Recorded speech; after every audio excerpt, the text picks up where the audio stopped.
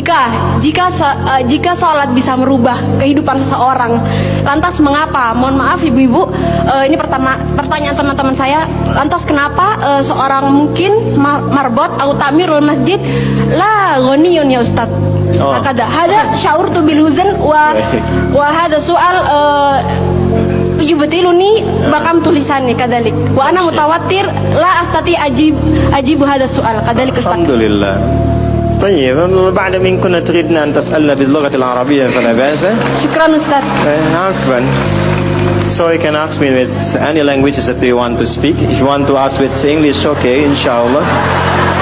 Even in Arabic, inshallah, I will answer. Even in Japanese, watashi wa Indonesian wa desu. Even in France, bonjour, comment ça va? Ça va bien. Even in Tagalog, comment está ka mabuti? Even in Bangladeshi, kamu naso baluashi. Ini beliau tanya, singkatnya begini. Ya, saya senang belajar bahasa. Jadi saya kalau mau dakwah ke negara itu tertentu, saya pelajari bahasanya. Jadi saya mau ke Jepang, saya belajar bahasa Jepang. Ya, saya mau ke Eropa, saya pelajari. Ini teman kita, adik kita bertanya, kenapa marbot masjid itu nggak kaya? Kalau memang Islam itu datang untuk merubah kehidupan seseorang, pertanyaannya yang mau dirubah itu apanya? Karena mindset seseorang berpikir kalau berubah itu selalu penampilan materi. Sedangkan Islam itu datang bukan untuk merubah materi, tapi mempercepat dan memberikan keberkahan pada tujuan berkehidupan. Perhatikan baik-baik. Ada 4 pilihan dalam berkehidupan. Silahkan gunakan.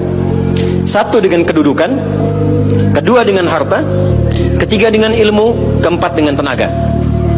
Dan itu ada babnya. Kalau Anda ingin dengan kedudukan, jangan tanggung yang paling tinggi. Cita-cita diplomat jadi menlu sekalian.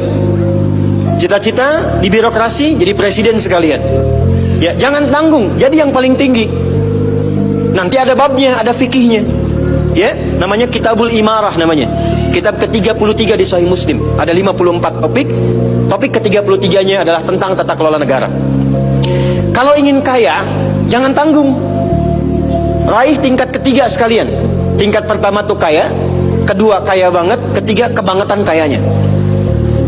Dan semua sahabat dapat level itu. Nanti ada kurikulumnya di Al-Bukhari, Kitabul Buyu', kitab tentang tata kelola niaga. Tidak pernah ada sahabat Nabi, kemudian tabi'in dan generasi setelah itu yang mengamalkan bisnis dengan metode itu. Tidak pernah mereka berdagang dan kembali modal, nggak ada. Mereka selalu kembali untung. Nggak ada dagang kembali modal, kembali untung. Abdurrahman bin Auf, Utsman bin Affan. Yang pertama tadi Amr bin As, Umar bin Khattab dan sebagainya. 3, ilmu. Ilmu jangan tanggung, jadi pakar di bidangnya. Utsman lihat, oke, yang di birokrasi Amr, saya di harta. Tapi Ali melihat, Utsman sudah ngambil harta, Amr sudah ngambil kedudukan, saya pilih ilmu, passion saya di ilmu. Maka yang diperdalam ngaji. Abu Hurairah ikut, Salman ikut. Jadi kebanggaannya itu bukan ketika kaya, tapi ketika dia punya ilmu yang bertambah. Dan itu yang dia bawa bekalnya menghadap Allah. Kemudian yang paling menarik, ilmu sudah diambil oleh Ali bin Abi Thalib, Abu Hurairah. Harta diambil passionnya oleh Utsman. Kedudukan diambil oleh siapa? Umar bin Khattab. Ya, kemudian Amr bin As. Maka Bilal melihat, dari 4 ini tinggal 1, tenaga. Maka beliau dedikasikan hidupnya untuk mencari ridha Allah yang merubah hidupnya dengan tenaganya. Dengan tenaganya. Maka yang dipakai azan, Allahu Akbar, Allahu Akbar. Selesai azan, Nabi langsung komen, Bilal langsung like, sahabat langsung share, dan kita subscribe sekarang. Apa komen Nabi? Aku dengar suara terumpah kaki Bilal di surga. Bilal ketika mendengar itu, adzan aja udah komen saya ke surga. Ngapain lagi saya kerja harta seperti Utsman? Secukupnya yang ada, yang penting saya jaga, meninggal masuk surga. Itu fikihnya. Maka dari sini muncul fikih marbot. Jadi kalau Anda ingin jadi marbot untuk mencari dunia, Anda salah tempat. Anda harusnya datang ke Hijab Fest, lihat orang jualan, pelajari itu, besoknya jualan jilbab. Kalau Anda ingin menjadi seorang ilmuwan, salah kalau jadi marbot. Belajar, datangi pengajian, pelajari dengan baik. Kalau kita tahu passion kita, bisa milih pertahankan untuk pulang, jadikan itu sebagai istiqomah jalan pulang kita.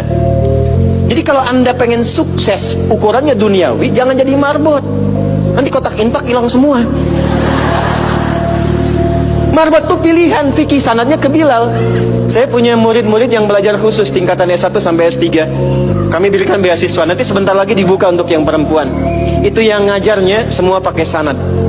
Jadi azan aja ada sanadnya sampai ke Nabi. Semua hadis pakai sanadnya. Jadi itu jawabannya.